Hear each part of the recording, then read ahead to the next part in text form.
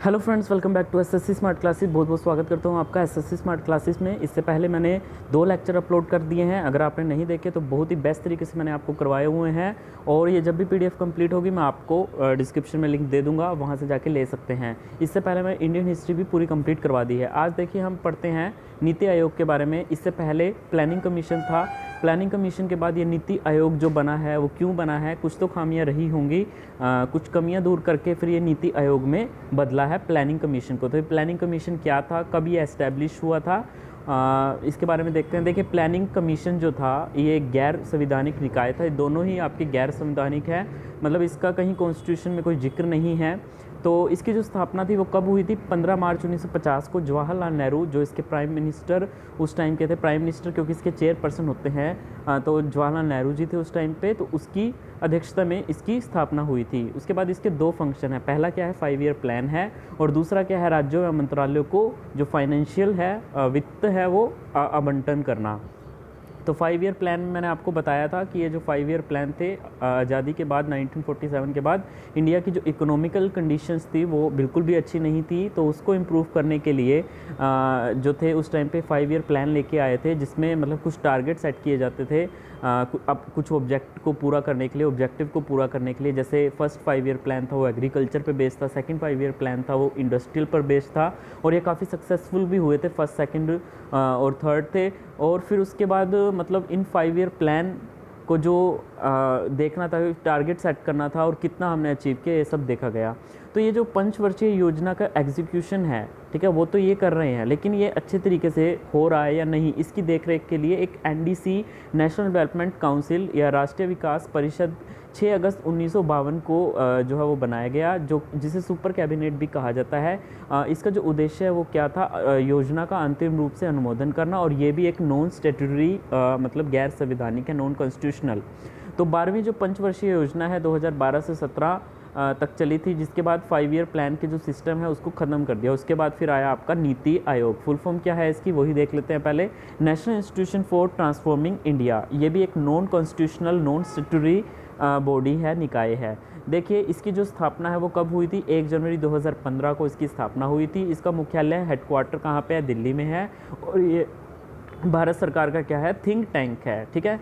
मतलब इस आयोग का जो प्राथमिक कार्य है वो सामाजिक व आर्थिक मुद्दों पर सरकार को एक तरीके से सलाह देना है, ताकि सरकार ऐसी योजना का निर्माण करे जो लोगों के हित में हो। इसमें मतलब जो आपके प्लानिंग कमीशन में जो थी ना, जिसमें आपका मतलब ये 5 ईयर प्लान थे, और साथ में जो फाइनेंशियल डिस्ट्रीब्यूशन था स्टेट और उसमें सेंटर के बीच में, उसको ख़त्म कर दिया। इसमें बिल्कुल ख़त्म कर दिए दोनों चीज़ें। उसके बाद देखिए, नीति आयोग को 2 हब्स में बांटा गया है। इसका जो पहला हब्स है वो टीम इंडिया हब है, और दूसरा है आपका नॉलेज एंड इनोवेशन हब। जो टीम इंडिया हब है वो राज्यों और केंद्रों के बीच में आपस में कोऑर्डिनेशन जो है वो डेवलप करना, स्थापित करना, और नॉलेज और इनोवेशन हब है वो क्या है, नीति आयोग को बेहतर बनाने के जो काम होते हैं वो इसमें होते हैं आपके।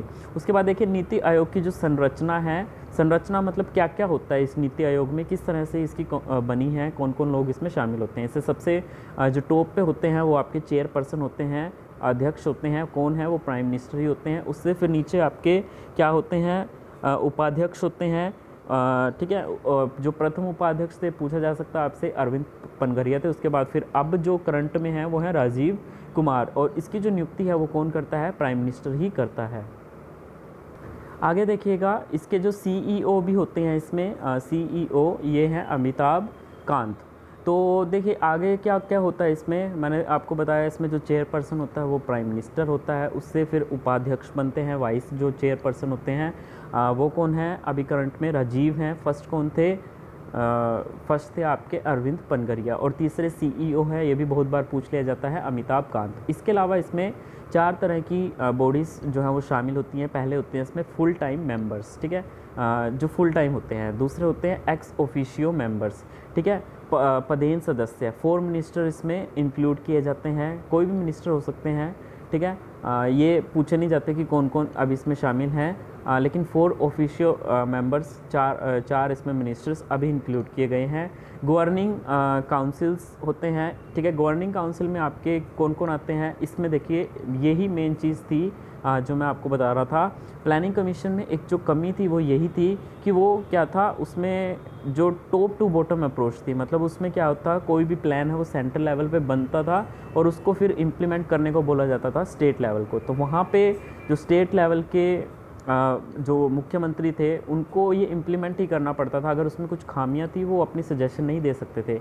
लेकिन इसमें नीति आयोग में क्या करा, देखिए गवर्निंग काउंसिल के अंडर भारत के जितने भी मुख्यमंत्री हैं सभी स्टेट्स के और यूनियन टेरिटरी के जो आपके लेफ्टिनेंट गवर्नर हैं उनको भी शामिल करा, यानी वो अपनी राय जो है वो रख सकते हैं। और एक सबसे इम्पोर्टेंट बात लास्ट में ये थी, एक विशेष आमंत्रित सदस्य भी, ठीक है, प्रधानमंत्री के उस पर सलाह के अनुसार जो है वो शामिल किए जाते हैं। इसमें अलग अलग क्षेत्रों में जो लोग विशेषज्ञ होते हैं उसको इसमें इंक्लूड किया जाता है, ठीक है। उसके बाद देखिए इसमें हम डिफरेंस देख लेते हैं, बहुत ही अच्छे तरीके से मैं आपको बता रहा हूँ तो ज़रा ध्यान से सुनिएगा। देखिए सारा कुछ मैंने डिफरेंस बता दिया। ये जो नीति आयोग है ये थिंक टैंक है, इंडियन गवर्नमेंट का सलाह का लोगों के हित में जो होती हैं ऐसी पॉलिसीज़ वो बना देता है। तो ये बॉटम टू टॉप अप्रोच है।